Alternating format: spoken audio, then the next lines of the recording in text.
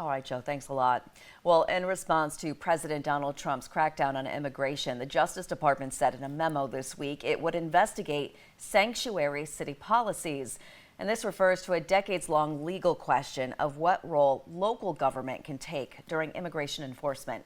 WENY Pennsylvania State Capitol correspondent Kara Jeffers joins us live to walk through some of the legal questions cities might be facing. Kara? Good evening, Renata. During Donald Trump's campaigning, he talked a lot about mass deportations, and you had several cities and states come out and say they didn't want to cooperate with that. It has sparked arguments from all sides about the federal government's authority when it comes to using local resources. A 1997 Supreme Court case ruled that federal authorities cannot commandeer local personnel and resources to enforce federal law.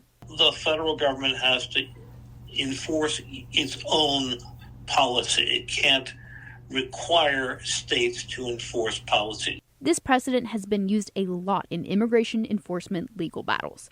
Cities will say citizenship is a federal law, and local law enforcement or courts do not have to use resources enforcing the law.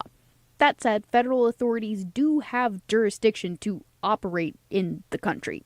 In general, local law enforcement can't prevent federal agents from taking action to enforce immigration law.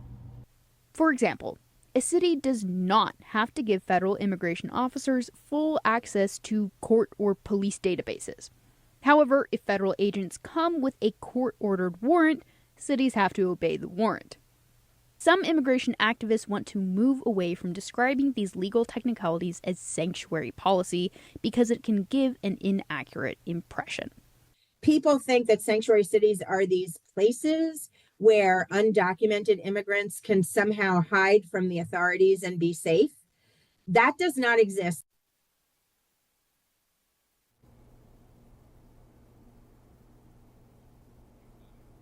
There are 10 counties and 3 cities in Pennsylvania that have some policy specifying how local law enforcement can interact with federal immigration services.